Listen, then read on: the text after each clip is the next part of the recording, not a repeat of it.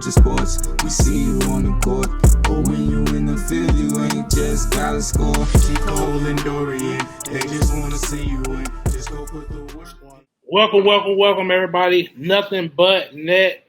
I'm your host, Dorian Brown. I'm your guy, man. Tyler Coleman. Y'all know what it is. T. Cole in the building. Elite Amateur Sports. We got a very special guest. If anybody knows about recruiting, it's Rivals. And we have a national writer, analyst with us today, Mr. Eric Bossi. Man, hey, everybody. One of the best in the game. How y'all doing today? Man, it's a beautiful day. How you doing, E? A little cloudy, but we're enjoying our day through this long pandemic. Yeah, well, we got a bunch of rain here in Kansas City, so hopefully it's not heading your way to the Lou. So, yeah, it looks like it. So we start this show off every time with the warm up. So I'm gonna let Tyler shoot out these quick questions, quick answers, just to warm it up. We're gonna pick your brain, E. We're gonna see what type of hoops we're gonna dive in first. But first question for you. Name 3 teams who's worth the price of admission in the 2020-2021 high school basketball season. Yeah, there's so many good ones. So let's go. Let's just stick with traditional high schools. Well, I guess at least that don't have any fifth-year guys. And we'll go with Mount Verde in Florida, Oak Hill in Virginia, and Sunrise Christian in Kansas City, or in Wichita. Sorry, Kansas. We heard some good things about Sunrise. They got Mr. Chandler coming. I've heard. Yeah, Kennedy Chandler's in the fold. Got Kendall Brown coming back. Grady Dick making the move over there. Been a top 5, top 10 program already established for a couple of years, and I think this is the year they might make that next leap and start to get considered with the Mont Verdes and Oak Hills and Brewsters of the world. Big time. I heard you mention Oak Hill. They have a very, very big time backcourt in Zion Cruz and Dior Johnson. Give us just a little bit on those two guys. Yeah, I think pretty much everyone knows Dior, right? Like he's, at least people who follow stuff, social media and stuff like that. Flashy, very crafty point guard, not like a high flyer or anything like that, but just skilled beyond his years. Kind of a throwback guy, really. Like he's like a throwback Rod Strickland-ish kind of guy mixed with the new age. So, and then Zion is just a athletic combo guard who can give it to you on both ends of the floor. And I think their strengths and their weaknesses are pretty much perfectly suited to play together. And it should be a lot of fun to see those guys. Question number 2. Oh, you got something else? No, I'm sorry. You can go, Dorian. Okay. Question number 2. If you can only pick one high school player, only one, regardless of class, to go see, who are you going to see and why? I think right now it's got to be Imani Bates, right? We all think he's the best player regardless of class. He has sure looked like that. I'd like to go be assured of that. And obviously, Ypsi Academy is going to be another one of those must-see places. But, let's see. Is this guy really the next Kevin Durant? Is it more Tracy McGrady? Who is he? Let's go see what he's all about.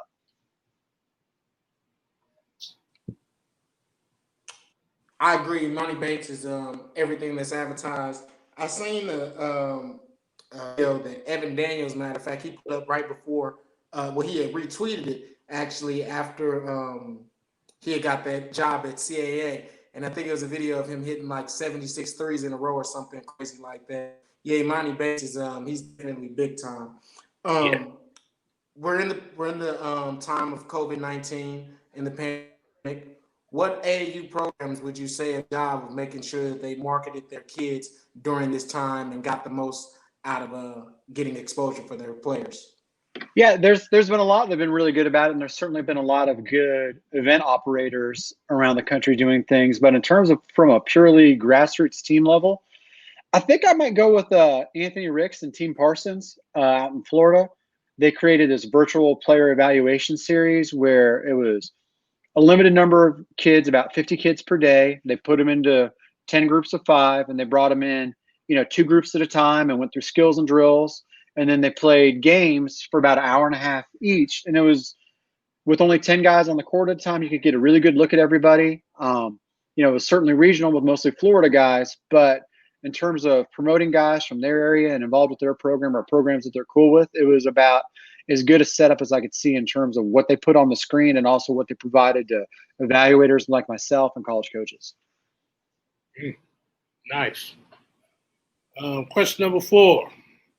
What player had the biggest impact on your career and why? Geron Rush, Pembroke Hill in Kansas City. I was in college when he hit the scene, so he's basically my age, a couple years younger, but I had never really seen anything like him before, up close and personal.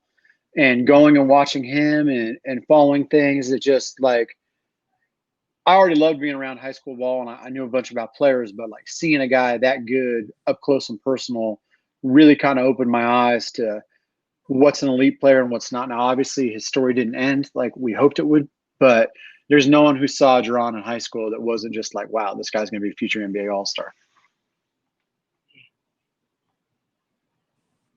I like that. And then finally, we got number 5 for you. For the people out there, they're trying to figure out high school show tournament to go to 2020-21 season if we have one, right? Where should they be at? Yeah, see, that's a tough because it depends on personal preference. If you just want to see the most big-time players and the most high-level competition over the course of 3 days, it's got to be the Hoop Hall Classic in Springfield, Mass. I think it's pretty clearly established as the best event in the country, and it's more of a true showcase. But if you're looking for a true high school tournament, where it's 8 teams and you're battling to have a champion versus just one-off games, I've always got to put the Bass Pro Tournament of Championships in Springfield Mo on everybody's bucket list. Great crowds, great teams. I love the concept of some local versus some national. And, it's local to me, and they're the first event that really took me in on a national level and accepted me as a guy getting into the business and treated me kind. I'll always be loyal to them and say that's one for a true hoop head. It's got to be on your bucket list. No doubt. Always some great talent. And like you say, some local talent, Missouri State. Great venue as well. No question. So, Eric. Hey, E, so we're going to switch things a little bit. Get into a bit about yourself, a little bit about, we know you're from Kansas City, about how long you've been in the recruiting national analyst world and kind of how you go a little bit. Yeah, so I've been doing this for 20 years now, writing for places and stuff. It hasn't been full-time for 20 years, but it's been full-time for 16, 17 years now. And even before that, I was always around the game, even going back to high school when we went to camps or tournaments and stuff like that, and everyone else went back to the hotel room or the dorm. I stayed and watched everyone else play, and then I spent my weekends researching them and reading about them at the library, pulling up microfilm and stuff like that and using the old reader. And then when I got out of college, I used all my spare time to go to AAU events and started to get to know people, and eventually had a few people say, hey, if you started a scouting service, college coaches would pay for it, which was kind of mind-blowing to me. I hadn't even thought about that. And then also in 2000, this outfit, prepstars.com, there was an event in Lawrence, Kansas, Jayhawk Invitational. They're like, hey, we'll pay you $50 to cover it and do a write-up of it. And it was like, oh my gosh, really? like I've been sending you guys emails about players for years and getting to know your writers. You guys really want me to do this? They're like, yeah, we'll give you a chance. You seem like you know what you're talking about. And started doing freelance writing with all kinds of places here and there. Launched my own scouting service for college coaches in 2003. I built that up to 110, 115 Division I subscribers. Did a lot of stuff with scout.com. I did some stuff for Bob Gibbons back in the days, kept working with Prep Stars with their site and the magazine. Eventually made my way in 2010 to rivals.com, and I've been there ever since. It's a very interesting path. Very interesting. And when you went in college, was that your major? No, so I always say in college I majored in getting out. I had no idea what I wanted to do with my life. I just got like a general liberal arts degree. Now the focus was in communication studies, but like I'd planned to go to the journalism school, but to be quite honest, you get to college, you get away from your parents. I grew up with a father who was a colonel in the military, a fairly strict family. The social scene of college was maybe a little bit more important to me than the academic side of things. And I didn't want to have to retake classes to get into the journalism school. So I was like, whatever gets me out of school quickest, because I don't really know what I want to do. And, I was out just working normal jobs, but always around basketball and bumming rides with people to events, just being around and just kind of hustling around. And once I realized that you could actually start writing about it and that there were places that would let me write about it, then it was about just hustling to, hey, I'm going to be here. I'm going to see these guys. Do you need stories on whoever to whatever team site, and just kind of build a name for myself and worked my way up. I was kind of lucky. I was right on the ground floor of the internet boom. No doubt. Hey, so you've been able to touch and impact the young men's lives, but I've also heard a lot of adults speak about the impact that you've had on them and their programs. Speak about a little bit about how you've been able to keep all these connections and how you're so beloved around the nation as far as what you do. Yeah, well, I mean, there's plenty of people who don't like me too, but I think the key, guys, and to anyone in this is your actions have to match your words. I've always felt very strongly that if I tell you I'm going to do something, I need to follow up on it and do so. If I can't do something, I need to be upfront and tell you I can't do something. I just try to be as honest as possible, and just the golden rule: treat others as you would like to be treated, and it gets you pretty far. I mean, there's plenty of people who are going to say, "Oh, I don't like his ranking he did," or "I don't do this," but I really don't think there's many people that could say honestly that I wronged them ever in some kind of way. And if I have wronged somebody, I've owned up to it and taken responsibility. It's like we're all going to make mistakes, right? And being willing to acknowledge the mistakes you make is key, because I think we're all pretty forgiving people, especially when people say, hey, I'm human, I made a mistake, whether that be in a ranking or whatever. And that's just the key. And like I say, just follow through. Everyone has their own style. I'm not like one of those high pressure guys who, once I meet you one time, I'm going to text you every week or anything like that, and like, hey, what's up? But more of organically just growing and seeing people over the years and getting to know and getting to know their families and stuff like that. And I just think that's allowed me to stay around for a long time, is because I'm a pretty genuine person. Whether you agree with my opinion or not, I think that my heart's in the right place, and that at the end of the day, I'm about helping kids out and, helping them get some exposure. And, I'm not one of those guys who's ever been a huge self-promoter or anything like that. And, different strokes for different folks, but it's what's worked for me. That's what's up. So we're going to jump into some Midwest prospects in 2021. Tyler, you want to go with the first one? Yeah, the first one is a highly touted guard across the entire nation on your list. This is in no order, but one of the Midwest prospects we're going to look at first is Mr. Hunter Sallis. And can you give us a little bit of breakdown on his game and why is he so highly regarded right now? Yeah, so Hunter, he's a combo guard right now, probably about 6'5" and growing maybe. First really saw him last summer with the OSA Crusaders U16 team, and I was really liked his vision, his length. There were a lot of things that projected to a high level prospect. But he was playing 16U competition. Just saw a little bit of him. Didn't really know how good he was. Then I got to see him at a workout in Kansas City in the fall, and I was like, wow, like this dude is. I thought he was like a top 50 type player in the country, but I think this guy's like a potential McDonald's All-American. Could play anywhere in America. And so I saw him at USA Basketball, and then I made a trip up in the winter to see him up in Omaha to get a little like a real, true, like in-depth thing. And I just loved everything about him. The game comes easy to him. He doesn't have to force things.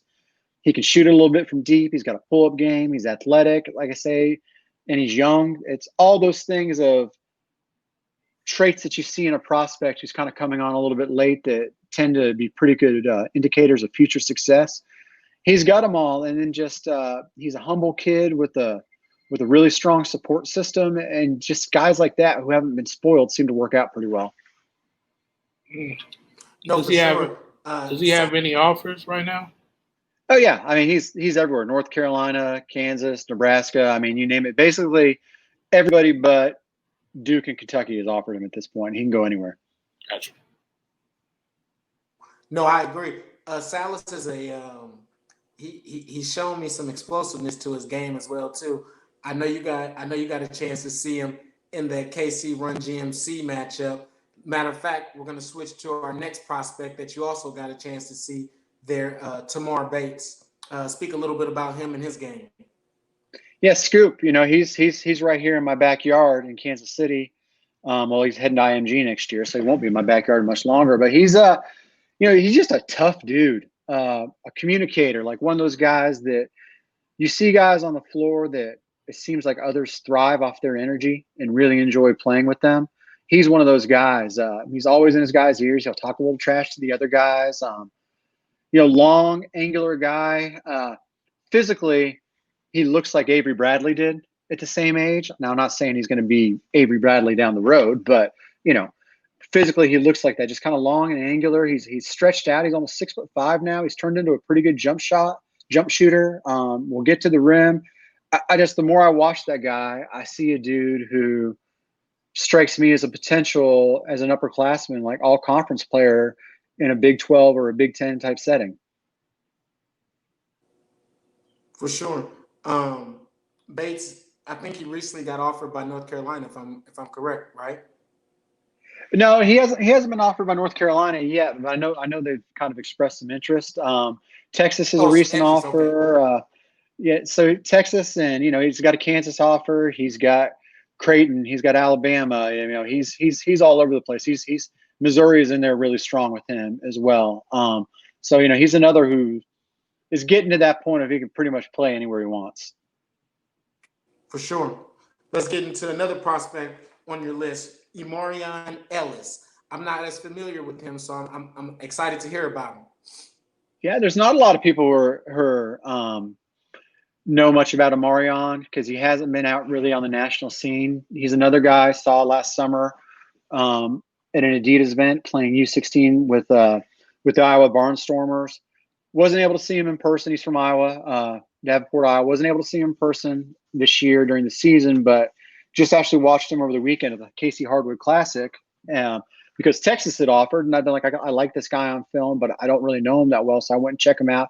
He's another 6'4", 6'5" cat who's very athletic, very quick, gets where he wants to be with the ball, has a workable jump shot, very, very versatile defensively. He's a tough kid, too. He plays football.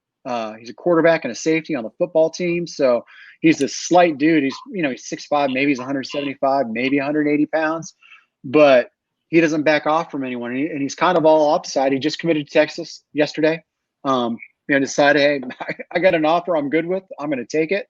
I'm not going to take any chances. And you know what? I think Texas stole one. I watched this kid now, and I don't see any reason why he couldn't be at least like a top 100 player in the country and somebody with a lot of upside down the road just because, he is a little bit raw, but his instincts are there. Switchability on offense and defense, and that athleticism. I think about what happens once this guy gets in a consistent environment, a consistent weight room, things like that. It's going to be good, and there's a lot of opportunity. Texas is going to lose 3 senior guards after this season. One of them being a guy from, so it's a good situation. For sure. So next on the list, we got Nick Kern from St. Louis, Missouri, Vashon High School. What are your thoughts on Nick? Bradley Bill Elite 17U as well. Also playing with Go Live during this pandemic time. You know what my thought is on Nick Kern? I feel old.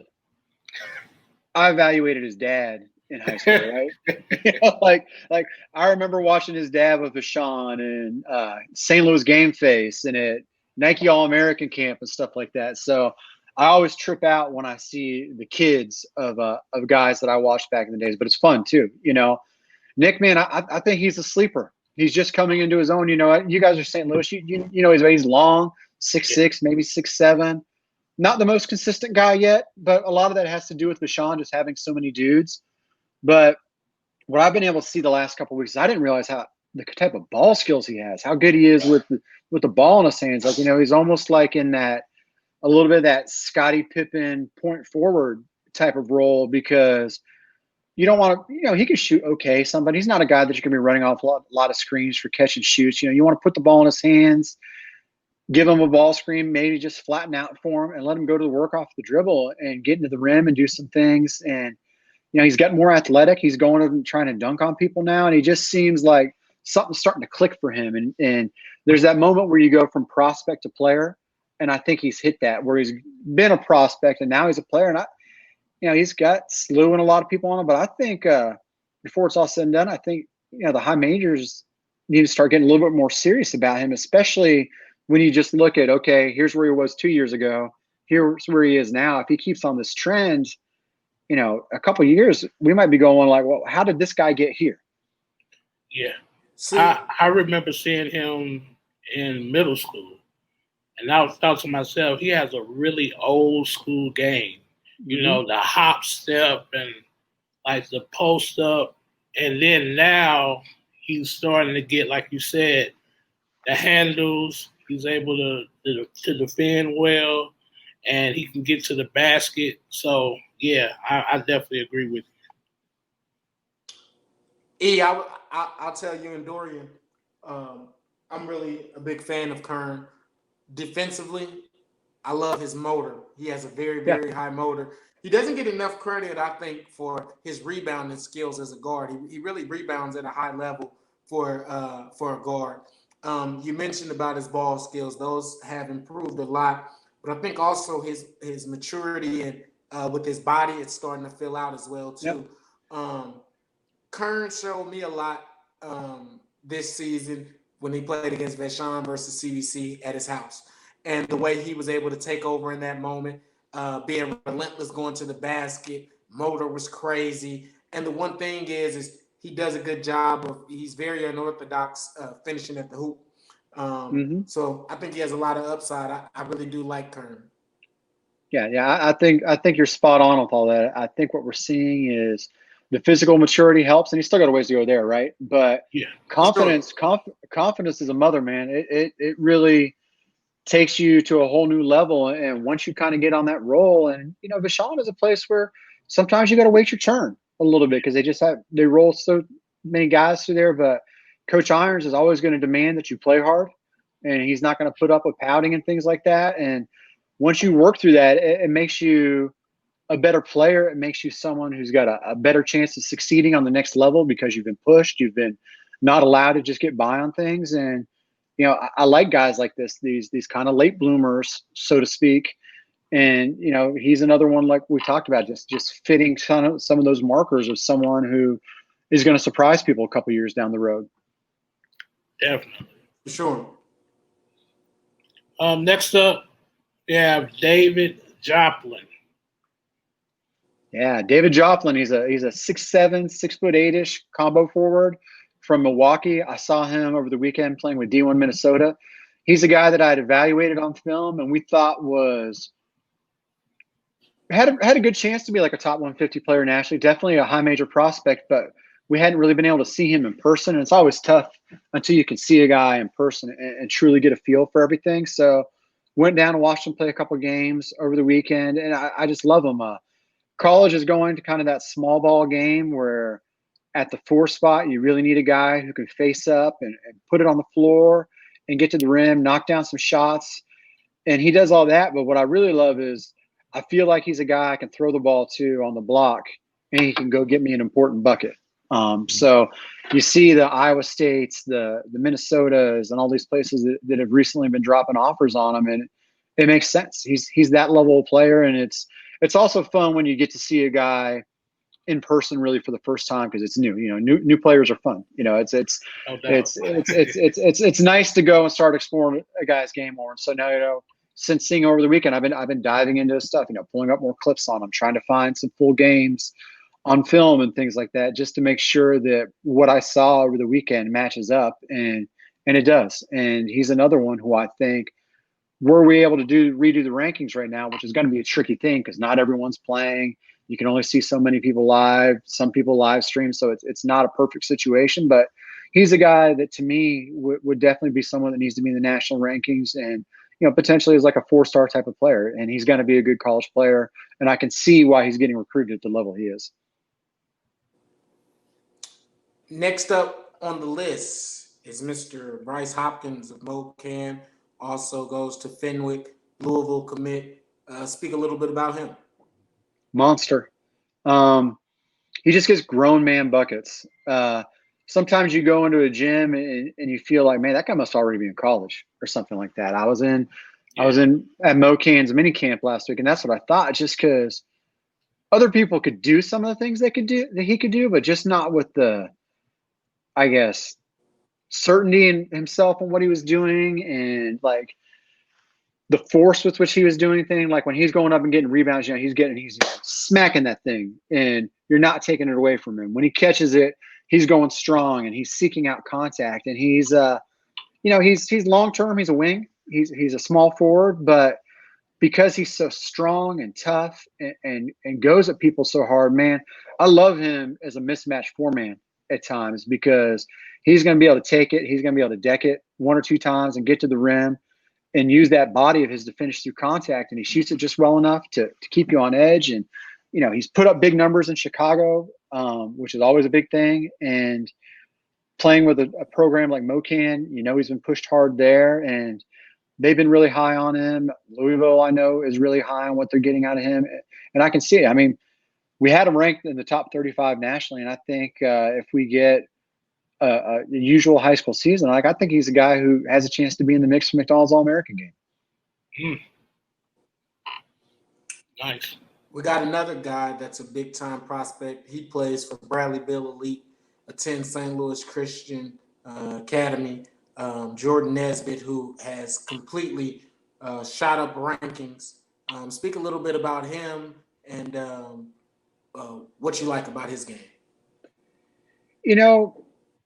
With Jordan, he's a guy, I remember seeing him real young as like a freshman in high school, and you could see he was talented, but he was a little bit immature. And obviously we're talking about, he was a 15-year-old at the time. Of course he was immature, but I'm talking about in terms of, did some pouting, would act up to referees a little bit and stuff. And you wonder, okay, is this a guy who's maybe going to get in his own way a little bit? But the transformation he's gone through and how much he's matured, not only on the floor with his game, but just as a kid, has been really remarkable to me. He's a guy that I really like, because I've probably gotten as many calls from college coaches over the last 3 or 4 months on him as any kid in the area that I've scouted in quite some time.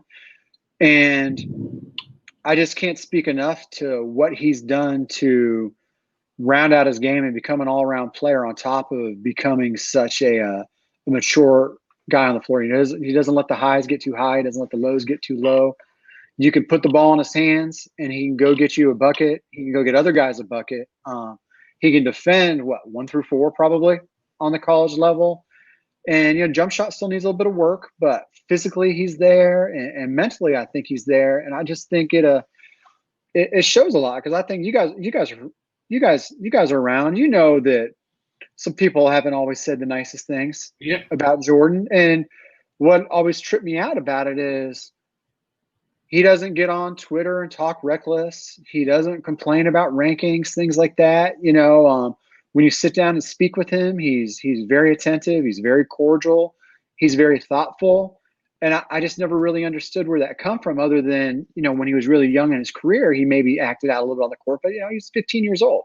Guys change. And so I think people are starting to see that, not only maturation in his game, but just, going from a young teenager to someone who's ready for college, and I think is looking forward to the challenges that are ahead of him. And I think he deserves a lot of credit for that, because a lot of kids, when they have people talk bad about them, well, screw everyone. I don't care what you say, but it seems to me that, he has a little bit of that. You got to have a little bit of that chip on your shoulder, but I think he has done a good job of assessing who has my best interest at heart, who doesn't. And okay, maybe some of the things people have said are legitimate and I need to go work on it. And he's done that. And you can see the fruits of that labor are coming through. And that's what's great to see, is when someone does the work and it pays off for them. And that's what's happening for him right now. When I think about Jordan Nesbitt, dog is equated to that. Just mindset of a monster.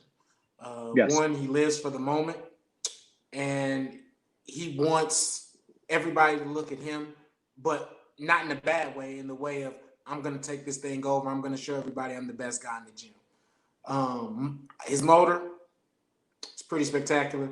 I'm a big fan of Nesbitt. I think he's done a good job of actually improving his jump shot a lot. It's like, I agree with you. It still has some work to be to get ironed out, but I have seen improvement in it. I've been a big fan of also seeing the maturity that you speak of, but also just in the aspect of his game, how he gets others involved, but also the confidence that he kind of brings to the other teammates around him. I feel like he's one of those guys that eases his teammates and lets you go, hey, I'm here. I'm finna carry this thing. Follow me. And guys do that, and, he's had a lot of success. Let's get into the next young man, Tucker DeVries. Why do you like this young man a lot? Yeah, so Tucker, his dad, Darren DeVries, is the head coach at Drake. So, and the kid grew up with his dad being an assistant coach at Creighton. So it's pretty much like Creighton and Drake on him. But he's a dude, man, the more and more I watch him, that guy can play. He's 6'6" at least. He's strong. He's skilled. He shoots the snot out of the ball. I think his dad told me he shot like 50.2% from three during his junior year, and he averaged like 25 a game. He rebounds. You can put the ball in his hands. He can make decisions. I just think if it wasn't a situation where his dad is coaching where he currently is coaching and hadn't coached, he hadn't grown up around the Creighton program, I feel like he would be the guy that in the Midwest would maybe have the most blown up recruitment. Like, I've talked to a ton of coaches at all levels that are like, man, we love him. It's just, we don't see any point in recruiting him. And, if he goes and plays for his dad in the Missouri Valley, I think it's not often I see a guy go to the Missouri Valley and I say, okay, he's a future player of the year. Like, he's a future player of the year in the Missouri Valley. Like, he'll score 2,000, 2,500 points in the Missouri Valley. He's just a stud. He was in Kansas City a couple weeks ago for that OSA Run GMC scrimmage thing. And on Saturday, he gets taken out on a stretcher because he just left it all on the floor. He's dehydrated. He had to go to the hospital and get fluids and stuff. And I go to the gym the next morning at a different event where they were just playing one showcase game, and my man is playing again. He just loves to play. I'm looking at his dad. I'm like, are you guys nuts? He's like, he's not even playing that good, but he still had like 19 or 20 points. He's tough. He's skilled. I think that guy's going to be a really, really damn good college player. Tyler sent me the video of everyone on the list, and I just happened to click on his video first. And like you say, he can do it all. I see him bringing up the court, rebounding, shooting, passing. So, yeah, if he does decide to go to Missouri Valley, St. Louis, we got to get out and support the Missouri Valley tournament right here at the Enterprise because it's great. I go every year, but it's a lot of talent. Yes. And so finally on our list. Oh yeah. Hey, I'm gonna let Dorian say it, but he has a cool name, so I'm gonna let Dorian take over. I thought his name was pretty dope. When I seen that, I was like, St. Thomas. Like, is there a connection there with St. Thomas, or they just like the name? But Mr. Thomas, what do you like about his game? Yeah, Thomas, my confirmation name when I was a kid. He's a high school and summer teammate of Hunter Sallis. He's a guy that up until 4 or 5 months ago, I don't think he had any offers whatsoever. He's 6'6"-ish. He's probably a combo forward, a 3-4 type. Good athlete, but not like a freak show athlete or anything like that. He just knows how to play. Good skill, good fundamentals. He's a matchup problem because he's really improved his ability to step out and shoot the ball. So he's gone from a guy that was kind of maybe a fringe low major D2 low major type of guy that now, he got an offer from Virginia Tech. He's got lots of really good mid-major offers now, and he's just another one of those guys that he's on the come up, and he fits that theme. Like, if you'll notice the theme when I'm speaking, I'm big on versatility and multiple position guys, because that's who's succeeding right now, and also guys who can shoot. And he's doing all of that, and he's kind of a modern four-man. I think were he a little bit taller, his recruitment would really be exploding, but the dude can play, and I just think he deserves some love for what he's been doing and what he's done just kind of quietly without a lot of recognition and turning himself into a really good player.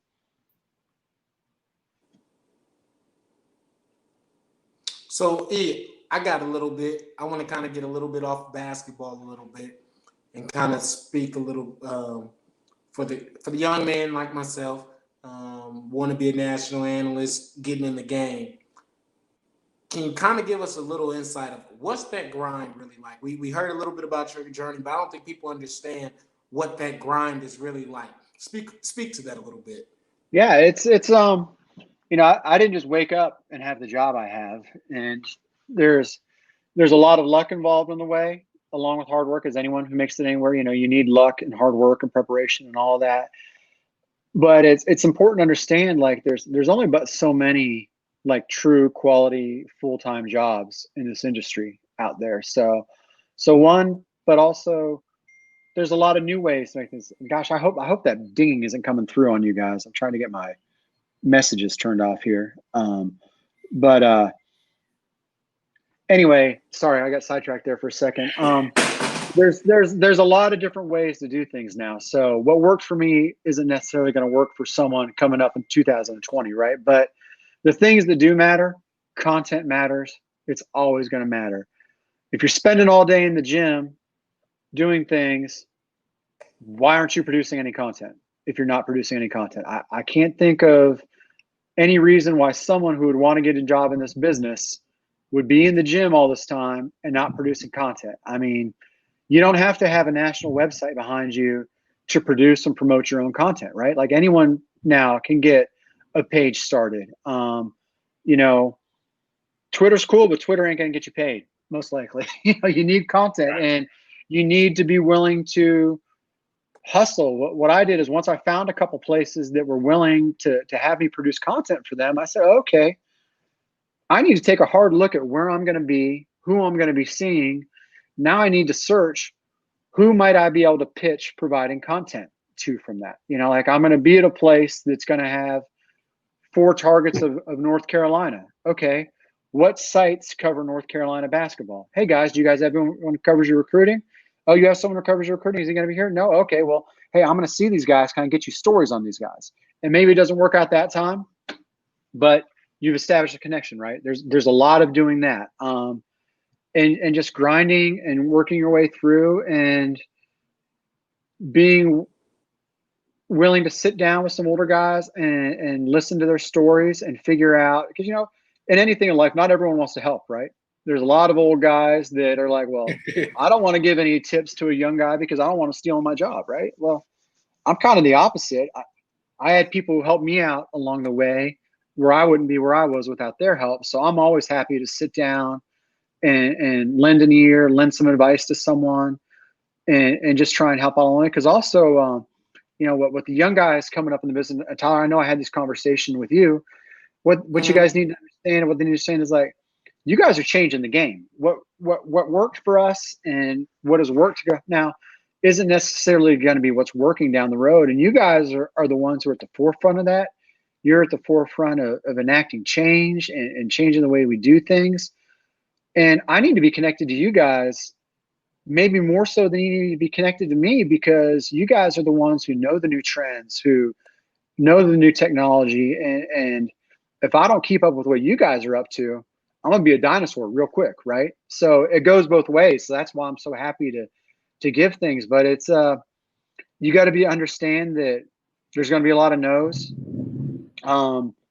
The number of times I did stuff for people and didn't get paid, man, there's too many to count, right? I do okay financially, but I'm not a rich man by any means. Luckily my wife does pretty well too. So we're able to have a decent living for us and our 2 daughters, but getting into it to get rich, if that's what you're in it for, it's going to be tough for you. But just keep pushing forward. Like I say, the content and finding people to reach out to. There's how many sites on rivals.com, how many team sites on 24/7, how many independent sites, figure out which of them care about basketball. Do they have people that cover basketball full time for them? If they don't, start hitting them up, hit up Gabe DeArmond at Power Mizzou and say, hey man, I'm going to be here. Can I do this? Hit up the publisher of the Memphis site on 24/7 and say, hey, I'm going to be here. Arterio Morris is playing. Can I do a story on you? You might find someone who says yes. And then what you do is you start to build a reputation. And in the absence of those things, without having a network behind you, you've got to have something for those people to look to as a body of work. It's hard to get someone to give you a job if you don't have examples of work to show.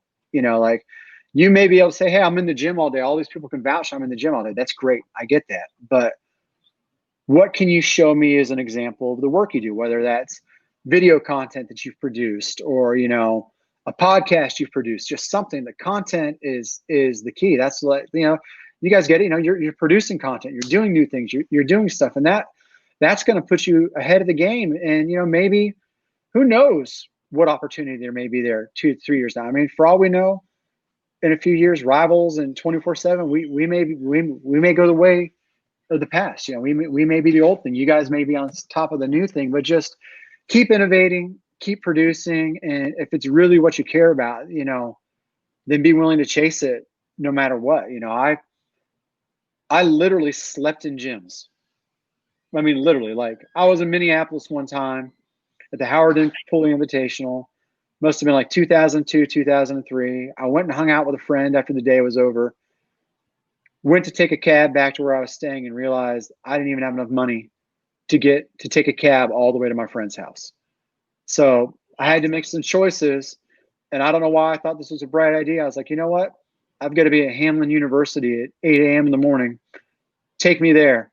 And I went there and I wandered around the building until I found an open door, and I literally slept in the bleachers that night. Wow. Now, probably, I'm probably lucky I didn't get arrested. Yeah. I didn't trip an alarm. And I'm not recommending, hey, go sleep in gyms, but I slept in cars. I hitched rides with AAU teams in the early 2000s in their 15-passenger vans and slept on the floor of the Red Roof Inn that they were staying in just because I loved it so much. And it went from something that was like a fun hobby that I could maybe make a little bit of beer money on to, oh, wow, I can do the scouting service. I can maybe have a little nice second piece of income to my full-time job to like, oh, wow, if I keep going, I can turn this into something I can do full-time. And I was lucky. I had a lot of opportunities that fell my way and met right people at the right times. But that doesn't happen if I hadn't been as willing to work and do things as I'd been. And, some people get there quicker, some people get there slower, but it's been a long, slow climb for 20 years. And, I'm not done. I've still got a lot of hunger. I've still got a lot of goals that I want to achieve. And I'm not stopping until I get to them. So I really relate to someone who's trying to do the same thing because I know it's not easy and I know how hard it is and I know how few opportunities there are. And in an absence, I'm not in a position right now where I can go out and give somebody a job, right? I can recommend someone for jobs. I can tell people who run websites, hey, I know this guy, he's good. But, unfortunately, we don't have the position at rivals.com where I can go to my boss and say, hey, we got to hire this guy right now. Now, hopefully I will. But in the absence of that, I think I really owe it to people coming up and trying to make a way in the business to lend my time and advice and any wisdom I've acquired over the year. And you can take it or leave it. But, just keep working is all I can really say. I got one final question for you. E. When you walk into a gym, you've never seen a kid before. You've heard a lot of stuff. What are you looking for? ideally, I've never heard about the kid before when I walk into the gym, and I'm just finding him on his own merits, right? Like that happened over the weekend. There's a kid from Texas who apparently has a pretty big reputation named Justin McBride, a 2023 kid. I'm wandering around the gym last week looking for a game to kill. I run across this 15U team, TNT, from Columbia, Missouri. And I see a kid. I was like, wow, that's a pretty good looking kid. I'm going to sit down here and watch him for a couple minutes. And I watched the whole game, and I asked him his name after the game, where he's from. He's like, oh, I'm from Dallas. My name is Justin McBride. And I'm like, oh, okay. So sorry, weird aside, but you're looking for everything. You're looking, one, okay, what have you been told about the kid? You know, what's the hype that you're walking into? You know, have you been told, oh my God, boss, I got this guy, he's a pro. Or, hey, boss, hey, I got this kid, I think he's got a chance. I think he could be a D1 player. I think he'd be a high major. You know, what you've been told going into any situation. We all have expectations. We're all subject to human nature. And, you know, if you've been hyping some 16-year-old kid I've never seen before as a pro, as a future lottery pick, well, you know what? Fair or unfair to the kid, there's a part of me that's going to be judging him on a scale of what I think a lottery pick should look like as a 16-year-old. So, you know, the level of hype that's been given is going to change. But as a general rule, it's just a matter of, okay, what position does he look like he plays now? Okay. Do his size and his skill set translate to being able to play that position at the next level? Is he playing a position that maybe he has to play because it's high school, and because he's 6'6", he's the biggest kid on the team, he's got to play center? Okay, does it look like center's his position, or does he get a chance to get out in space and show that he can shoot the ball or put the ball on the floor? Like, does he have some projectability? It's about, is there a current skill level is the first thing. Let's assess the current skill level. And then, okay, where does it look like that skill level can take them? Like, what areas of the game are there for improvement? Is there room for physical improvement? Is there room for, you know, ball handling improvement? Or can a guy become a better rebounder? Like, does he show like, okay, he's got these long arms and he's quick. Like, hey, once this guy gets a little more experience, like, he could become a great out of area rebounder. There's so many different mental checklists that goes through. And the thing you've got to understand is it's different for every player. It's different for every age group.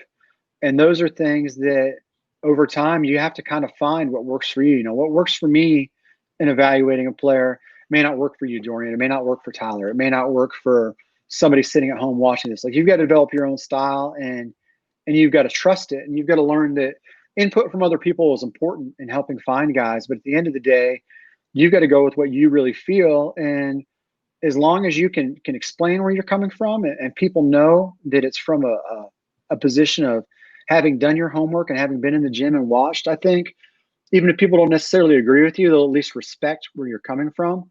And I think that's what it's all about. I think it would be awfully boring if we all agreed on every player, right? If everyone evaluated the exact same things, man, that wouldn't be any fun. The fun of being in the gym all day is like debating guys with your boys, right? Like, that's no doubt. That's how we get through a boring 15U game with no players in it. Like, we just start talking trash about, oh man, you think you're the best player in the country? You're crazy, right? You know, but a lot of TV is sports. TV is debates. Yeah. But here's the thing, man. You got to always be listening. I always want to hear why someone disagrees with me, because I want to be right, but I don't want to be wrong either. And if you just take the time to listen to other people, you can really find a lot of things that, like, you know what, that guy's got a point. And sometimes you need to be man enough and be like, dude, you kind of changed my mind on something, or you gave me something to think about. And just being open and understanding that just because somebody's opinion on a player doesn't go in line with yours, that doesn't mean they're wrong. It doesn't mean you're more right. It just means you have a disagreement. But you know, there can always be something that can be learned in that disagreement, and to make yourself a better person and stuff. So anyway, I ramble sometimes. Sorry. Oh, no doubt. Well, we appreciate you for coming on, Eric. I just want to give a quick recap. Build the portfolio. Do what you have to do, and evaluate and tell the truth, your truth. Yeah, tell the truth, and you have to believe in yourself. You have to believe in yourself, and also, you want to create a brand. Creating a brand is obviously very important these days, but also you got to remember too. Another key is be mindful. When you go out to look for things and you're presenting yourself to someone, social media and things like that are going to be places that people are going to go check if they don't know you, to say like, hey, how does this guy present himself? And sometimes it's fair, sometimes it's not fair, but the better you present yourself in all areas, the better chance you're going to have at getting people to want to mess with you, right?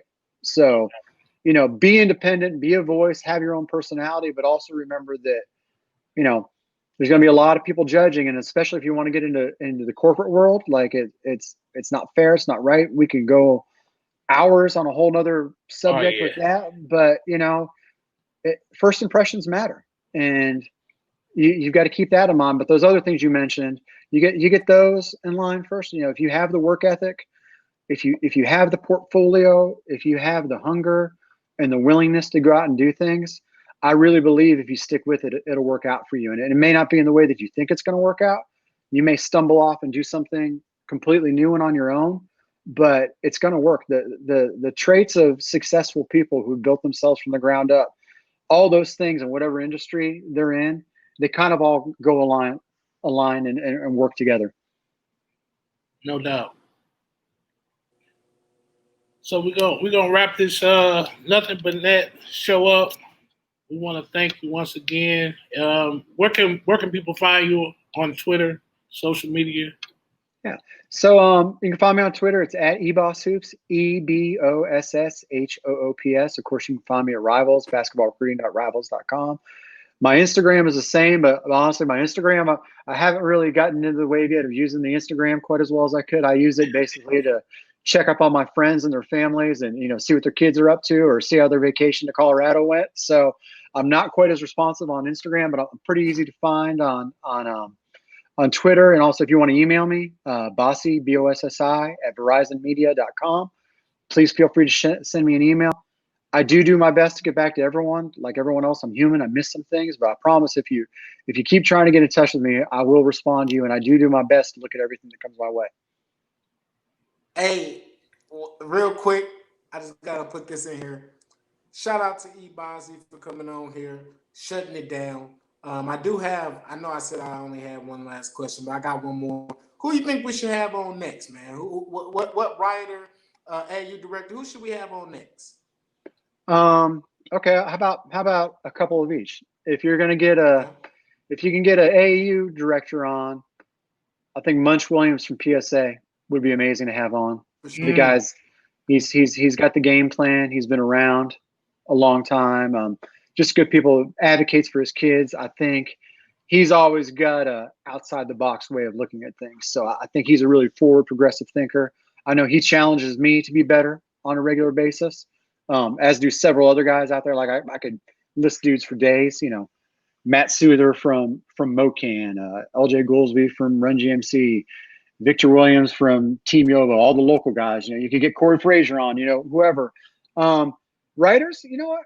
Get my man Brandon Jenkins on from Texas. Brandon's a young guy in the game, putting out content, starting to make a name for himself. He's got a different experience too, because he's been a walk-on at Texas for the last year on the basketball team. So he's got that unique angle of he's around guys on a regular basis who've been through all this stuff that we're talking about with players. He's played himself. He's done. He was a high jumper for a while in college. He's got a totally different experience. I think he'd be a really cool story to tell too. That sounds good, man. This is Nothin But Net, episode 2. We got national basketball analyst Eric Bossi came on here, shut it down. This is the home for writers, AAU directors to talk nothing but hoops. We want to give you guys the platform to tell your story, but also tell us who's next up, who's the prospect we should be looking forward to seeing, and what tournaments, AAU, anything high school basketball. This is your place. So we appreciate Mr. Eric Bossi coming on and giving us his insight, and also enlighten us about 10 of his favorite prospects in that 2021 Midwest class. So we appreciate that. Hey, thank you guys for having me on, and I hope me being on so early doesn't ruin your guys' future. You know I won't do that. All right, yeah, we out till next week. Peace out.